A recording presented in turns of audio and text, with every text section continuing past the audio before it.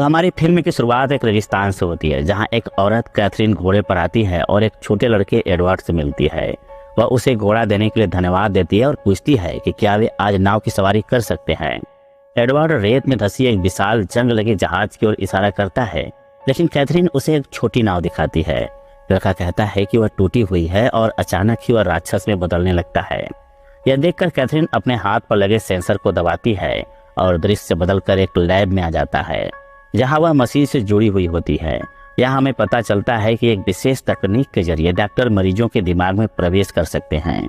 Catherine एक मनोवैज्ञानिक है और लंबे समय से कोमा में पड़े एडवर्ड का इलाज कर रही है।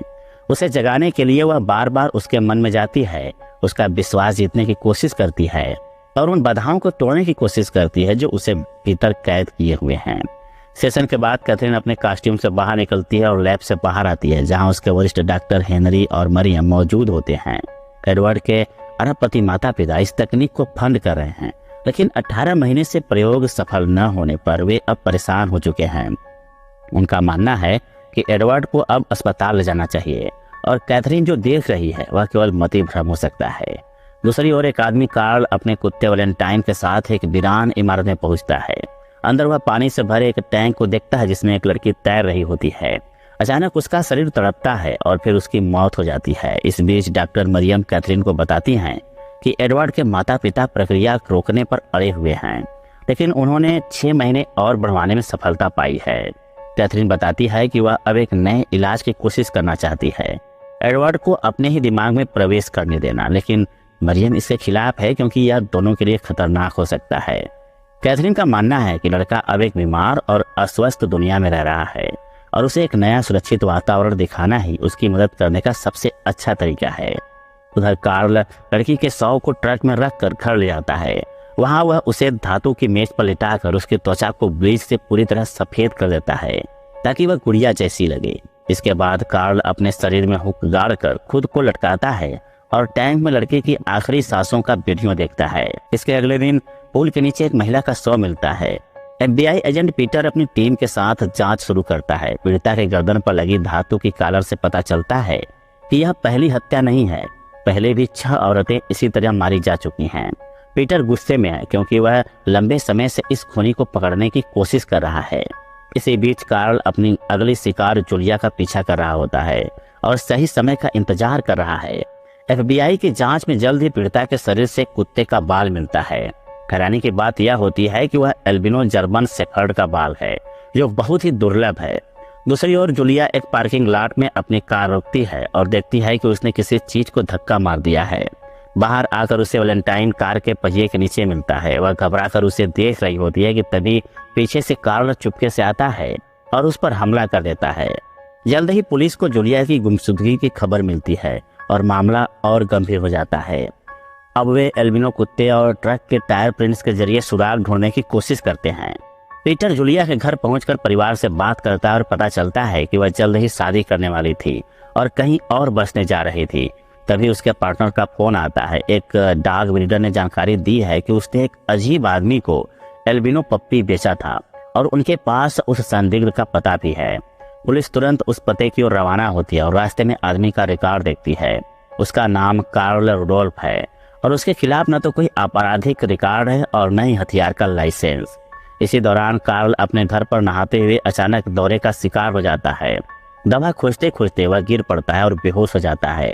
थोड़ी देर बाद पुलिस घर पहुंचती है और उसे अचेत पाती है। घर की तलाशी ली जाती है लेकिन जूलिया कहीं नहीं मिलती। हालांकि एल्बिनो कुत्ता मिल जाता है। कार्ल को अस्पताल भेज दिया जाता है, जबकि पीटर तहखाने में पहुंचकर ब्लीच से भरी कई बोतलें देखता है। खिलौने अजीबोगरीब और मरोड़े हुए हालत में इधर उधर बिखरे पड़े हैं और एक मेज के ऊपर कार्वर का लोगो लटक रही जंजीरों के साथ दिखाई देता है। जांच अधिकारी टीवी ऑन करता है और लड़के की मौत का वीडियो देखकर सिहर उड़ता है। इस बीच जूलिया उसी कांच की बनी कैद में फंसी हुई है और बेतहाशा मदद के लिए चिल्ला रही है, लेकिन कोई उसे सुनता नहीं। बाद में पीटर डॉक्टर से मिलता है जो कार्ल की जांच करता है। बताता है कि उसे जन्म के दौरान ही गंभीर प्रकार की स्किज़ोफ्रेनिया हो गई थी, जो आमतौर पर सुप्त रहती है लेकिन किसी बड़े हादसे के बाद सक्रिय हो जाती है। डॉक्टर बताते हैं कि पानी से जुड़ी किसी घटना ने उसे यह सदमा दिया होगा। दुर्भाग्य से कार्ल कभी भी अपने आप होश में नहीं आ सकता और कोई दवा भी उसे जगा नहीं सकती। लेकिन पीटर जोर देता है कि एक औरत पानी से भरते जा रहे जगह में फंसी है और उसे तुरंत बचाना जरूरी है, क्योंकि केवल कार्ल ही जानता है कि वह कहाँ है। इसलिए उनके पास उसे जगाने के अलावा कोई रास्ता नहीं है, वरना जूलिया डूबकर मर जाएगी। तभी पता चलता है कि हत्यारा अपने शिकार को 40 घंटे तक पिंजरे में बंद रखता है और फिर एक ऑटोमेटिक टाइमर से पानी छोड़ देता है, यानी पुलिस के पास बहुत कम समय बचा है। यह सुनकर डॉक्टर एक उपाय सुझाते हैं और पीटर को उस फैसिलिटी में जाते हैं जहां कैथरीन और उनकी टीम काम करती है। पीटर उन्हें पूरी स्थिति समझाता है और कैथरीन से अनुरोध करता है कि वह कार्ल के दिमाग में प्रवेश कर जूलिया का पता लगाए। हालात की गंभीरता देखते हुए बोर्ड इस आपात प्रक्रिया को मंजूरी दे देता है और यहाँ तक कि एडवर्ड के माता पिता भी इसके इलाज को रोकने के लिए तैयार हो जाते हैं। आखिरी फैसला कैथरीन पर छोड़ा जाता है और बताती है कि स्किज़ोफ्रेनिक मरीज वास्तविकता और कल्पना में फर्क नहीं कर पाते। भले ही हत्यारा चेतन हो, उसकी धारणा विकृत हो सकती है। वह मानती है कि उसका विश्वास जीत कर यह संभव हो सकता है, लेकिन आमतौर पर इसमें महीनों लगते हैं। जब पीटर पीड़िताओं का वीडियो दिखाकर जरूरी समय की याद दिलाता है तो कैथरीन अनिच्छा से मदद करने के लिए राजी हो जाती है। टीम प्रक्रिया की तैयारी करती है। कैथरीन बताती है कि कार्ल को जंजीरों से लटकना इसलिए पसंद था क्योंकि उसे पानी में तैरने जैसी एंटी ग्रेविटी अनुभूति मिलती थी। वहीं डॉक्टर हेनरी अधिकारियों को समझाते हैं कि मशीन एक न्यूरोलॉजिकल सिनेप्टिक ट्रांसफर सिस्टम से काम करती है, जो एक व्यक्ति के दिमाग का नक्शा बनाकर दूसरे को ट्रांसफर करती है। कैथरीन के हाथ में एक माइक्रोचिप लगा है जिसे दबाकर वह कभी भी वास्तविकता में लौट सकती है। सेशन शुरू होता है और दोनों कार्ल व कैथरीन गहरी नींद में चले जाते हैं और उनके न्यूरोलॉजिकल सिस्टम जुड़ जाते हैं। कैथरीन जल्द ही कार्ल के दिमाग में प्रवेश करती है और देखती है कि छोटा कार्ल एक झील में नाम धारण करा रहा है। फिर वह खुद को एक अंधेरी सुरंग में पाती है जहाँ खून झटकता हुआ काला कुत्ता दिखाई देता है। इसके बाद वह देखती है कि छोटा कार्ल एक विशाल सीढ़ी चढ़कर ऊपर जा रहा है, तो वह उसका पीछा करती है। वे एक कमरे में पहुंचते हैं जहाँ बीचों बीच एक घोड़ा खड़ा है और छोटा कार्ल कोने में दुबका है। कैथरीन उससे बातचीत करने की कोशिश करती, लेकिन लड़का घड़ी देखता रहता है और अचानक उसे घोड़े से दूर धकेल देता है। उसी समय ऊपर से कई धारदार ब्लेड गिरते हैं और घोड़े को जगह जगह से काट डालते हैं। कैथरीन समझती है कि लड़का उसे बचाने की कोशिश कर रहा था। अजीब बात यह थी कि घोड़ा टुकड़े टुकड़े हो जाने के बावजूद जिंदा दिख रहा था। इसके बाद छोटा कार्ल भाग जाता है और कैथरीन उसके पीछे कमरे में पहुंचती है जहां कई पिंजरों में बंद औरतें यांत्रिक गुड़ियां बना दी गई होती हैं। यह देखकर वह दहल जाती है, लेकिन तभी एक विशाल औरत एक पिंजरे से बाहर आती है और उस पर हमला कर देती है। वह कैथरीन को घसीटते हुए एक हाल में ले जाती है जहां एक विशाल पुरुष सिंहासन पर बैठा है जिसकी पीठ पर हुक लगे हैं और उनसे बैगनी कपड़े लटक रहे हैं। यह असल में कार्ल का दानवी रूप था। वह कैथरीन के पास आकर पूछता है कि वह कहाँ से आई है। यह देखकर कैथरीन डर जाती है और तुरंत सेंसर दबाकर वास्तविकता में लौट आती है। उधर पीटर जूलिया की गुमशुदगी की जांच कर रहा होता है। जब उसे कैथरीन के लौटने की सूचना मिलती है तो वह तुरंत लैब पहुंचता है। कैथरीन बेहद सहमी हुई बताती है कि उसने पहले कभी ऐसा भयावह अनुभव नहीं किया। डॉक्टर हेनरी उसे आराम करने की सलाह देते हैं क्योंकि अगर उसका मन इसे वास्तविकता मान ले तो वह हमेशा के लिए खो सकती है। दूसरी तरफ जूलिया पर पानी की पहली धारें गिरनी शुरू हो जाती हैं। वे बीच बीच में गिरती रहती हैं जिससे जल्द ही पूरा कमरा भर जाएगा। उधर पीटर कैथरीन को एडवर्ड के बिस्तर के पास पाता है। वह उसे लड़के की स्थिति समझाती है और बताती है कि जब वह किसी के दिमाग में जाती है तो सब देखती है, यहाँ तक कि वे हिस्से भी जिन्हें लोग छिपाना चाहते हैं।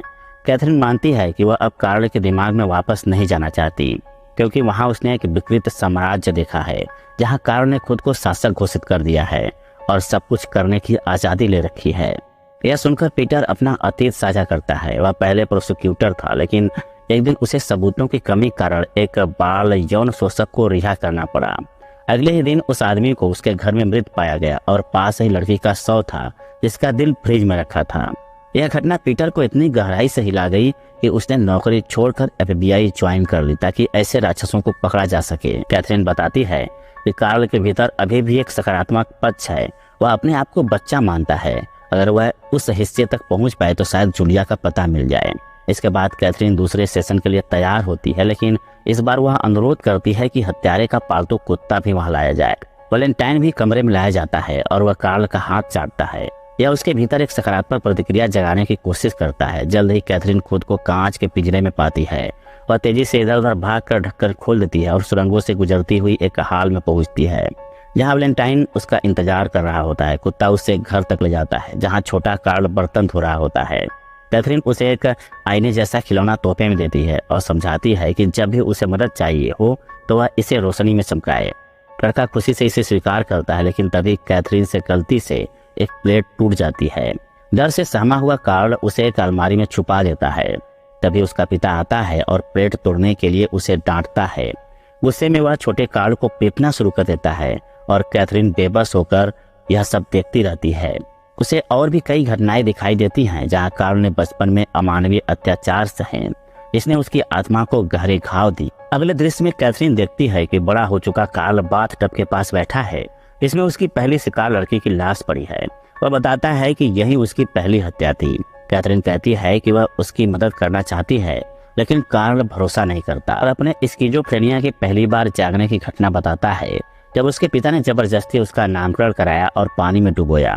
इस दिन उसे लगा कि वह डूब रहा है, लेकिन किसी ने भी मदद नहीं की। जब कैथरीन सीधे पूछती है कि जूलिया कहाँ है तो कार्ल गुस्से में आ जाता है और बताने से इनकार करता है। तभी अंधेरे कोने से उसका दानवीय रूप प्रकट होता है और कैथरीन पर हमला कर उसे धातु का कालर पहना देता है। वास्तविक दुनिया में डॉक्टर देखते हैं कि कुछ भयानक गड़बड़ हो गई है। अब कैथरीन फंस चुकी है और सेशन को बंद भी नहीं किया जा सकता। यह देखकर पीटर स्वयं उसके दिमाग में जाने का फैसला करता है। भले ही उसके पास प्रशिक्षण नहीं है, पर मजबूरी में उसे वह जोखिम उठाना पड़ता है। मरियम उसे समझाती है कि कैथरीन को जगाने के लिए उसे उसके निजी जीवन की कोई गहरी बात याद दिलानी होगी। पीटर जल्द ही एक मैदान में पहुंचता है जहां 3 औरतें हैं और कह रही हैं कि उनके बेटों को उनके पिता छीनकर ले गए। तभी छोटा कार्ल आईना चमकाकर उसे बुलाता है और वह उसका पीछा करता हुआ एक कमरे तक पहुंचता है। वहां बीचों बीच एक बड़ा बिस्तर है और कैथरीन लेस वाले ड्रेस व चेहरे पर मास्क पहने बैठी है। पीटर उसका मास्क हटाकर कहता है कि यह असली दुनिया नहीं है, लेकिन कैथरीन उसकी बात अनसुनी कर उसे चूमने लगती है। तभी दानवी कार्ल आता है और पीटर के सिर पर थैला डाल देता है, जिससे वह बेहोश हो जाता है। पीटर होश में आता है तो खुद को बंधा हुआ पाता है। दानवी कार्ल उसके पेट को काट कर आते निकालने लगता है और कैथरीन यह सब देखकर मुस्कुरा रही होती है। निराश पीटर उसे बार बार याद दिलाता है कि असली नहीं है और उसे उसके छोटे भाई की याद दिलाता है। इसकी एक हादसे में मौत हो गई थी। यह सुनकर कैथरीन झटके से वास्तविकता को समझ जाती है और लोहे की छड़ दानव की पीठ में घोंप देती है। अगले ही पल पीटर और कैथरीन एक और कमरे में पहुंचते हैं जिसके बीचों बीच एक पिंजरा है, पानी से भरा हुआ, और उसमें जूलिया तैर रही होती है। पास ही छोटा कार्ल खड़ा होता है। कैथरीन उससे नक्शे पर जगह दिखाने के लिए कहती है। पीटर ध्यान से देखता है और टैंक पर कार्वर का लोगो पहचान लेता है, जो उसने कार्ल के बेसमेंट में भी देखा था। वह कहता है कि उसे पता चल गया कि जूलिया कहाँ है। वे हकीकत में लौट आते हैं। पीटर तुरंत अपनी टीम को कॉल करता है और कार्वर इंडस्ट्रियल इक्विपमेंट के बारे में सारी जानकारी निकालने को कहता है। FBI फौरन उस लोकेशन की ओर निकल जाती है। इस बीच जूलिया का पिंजरा तेजी से पानी से भरता जा रहा है और वह जीने के लिए संघर्ष कर रही है। उधर डॉक्टर हेनरी देखते हैं कि कैथरीन दोबारा कार्ल के दिमाग में प्रवेश की तैयारी कर रही है। सब उसे रोकने की कोशिश करते हैं, लेकिन वह खुद को लैब में बंद कर लेती है और अब कैथरीन खुद को एक नन जैसी पोशाक पहने पाती है और फिर छोटे कार्ल से मिलती है। लड़का कहता है कि वह हमेशा उसके साथ रहना चाहता है, लेकिन कैथरीन उसे समझाती है कि यह संभव नहीं। अचानक बच्चा बड़े काल में बदल जाता है और बताता है कि बचपन में उसे एक टूटी टांग वाला पक्षी मिला था, लेकिन उसके पिता को पता चल गया तो उसने सोचा कि पिता कुछ बुरा करेंगे, इसलिए कार्ल ने खुद ही उस पक्षी को पानी में डुबोकर मार दिया। इसका मतलब वह चाहता है कि कैथरीन उसे खत्म कर दे, लेकिन कैथरीन मना कर देती है। तभी फिर से दानवी कार्ल आ धमकता है और हमला कर देता है। दूसरी ओर पुलिस को पता चलता है कि वह टैंक एक आदमी को बेचा गया था जिसने फैक्ट्री बनाने की कोशिश की थी, लेकिन बाद में दिवालिया हो गया। बैंक ने जमीन अपने कब्जे में ली और हैरानी की बात यह है कि उस जगह को सील करने के लिए कार्ल को ही रखा गया था। अब सही जगह मिलते ही पीटर अपनी टीम के साथ वहां पहुंच जाता है। सपनों की दुनिया में कैथरीन दानवी कार्ल से भिड़ती है और उसे तीरों से घायल कर देती है। उसी समय जूलिया लगभग डूब चुकी होती है। पुलिस उसे इमारत में पहुंचकर खोजबीन करती है, लेकिन ऊपर कुछ नहीं मिलता। जूलिया किसी तरह ऊपर की पाइप तोड़कर थोड़ी देर सांस लेती है, लेकिन यह लंबे समय तक संभव नहीं है। कैथरीन दानवी कार्ल के सीने में तलवार घोंप देती है, लेकिन दिखती है कि छोटा कार्ल भी घायल हो गया है। उसे एहसास होता है कि दोनों व्यक्तित्व आपस में जुड़े हैं। एक को मारे बिना दूसरे को नहीं मारा जा सकता। छोटा कार्ल लहूलुहान होकर उससे मदद की भीख मांगता है। वास्तविक दुनिया में पीटर इमारत के चारों ओर लगी पाइपलाइन देखता है। उसका पीछा करता हुआ तहखाने तक पहुंचता है। वहां उसे पानी से भरा पिंजरा मिलता है जिसमें जूलिया सांस लेने के लिए पाइप का इस्तेमाल कर रही होती है। पीटर उसे तैरकर दूर जाने के लिए कहता है और फिर कांच तोड़ देता है। पानी तहखाने में भर जाता है और जूलिया बच जाती है। इधर कैथरीन आंसुओं के साथ छोटे कार्ल को डुबो देती है, उसके दुख का अंत करती है और दानव को हमेशा के लिए खत्म कर देती है। असली दुनिया में कार्ल को दौरा पड़ता है और उसकी मौत हो जाती है। उसका कुत्ता यह महसूस कर करुणा से कराहने लगता है। कैथरीन होश में लौटती है और रो पड़ती है, जबकि जूलिया पीटर की बाहों में सिसक रही होती है। कुछ दिन बाद का दृश्य आता है। जासूस कार्ल के बेसमेंट की जांच कर रहे होते हैं और कैथरीन भी वहां पहुंचती है। वह घर देखना चाहती है। यह भी पता चलता है कि उसने वैलेंटाइन को अपना लिया था। पीटर और कैथरीन थोड़ी बातचीत करते हैं। वह बताती है कि अब वह एडवर्ड को अपने दिमाग में लाने के लिए रिवर्स टेक्निक का इस्तेमाल करेगी। पीटर उसकी सुरक्षा के लिए चिंतित होता है, लेकिन कैथरीन उसे भरोसा दिलाती है कि सब ठीक होगा। पीटर उसका धन्यवाद करता है और दोनों अपने रास्ते हो जाते हैं। अंतिम दृश्य में हम कैथरीन और एडवर्ड को फिर उसी रेगिस्तान में देखते हैं जहां फिल्म की शुरुआत हुई थी। अब वहां खिले हुए पेड़ हैं और यह स्पष्ट है कि कैथरीन ने अंततः लड़के का विश्वास जीत लिया है। इसी के साथ यह कहानी यहीं समाप्त होती है। तो ये कहानी आपको कैसी लगी हमें कमेंट में बताएं। वीडियो को लाइक करें, चैनल को सब्सक्राइब करें और बेल आइकन दबाकर ऑल नोटिफिकेशन ऑन करें ताकि आपको हमारी वीडियो सबसे पहले मिले। मिलते हैं अगले वीडियो में। तब तक आप अपना और अपने परिवार का ख्याल रखें।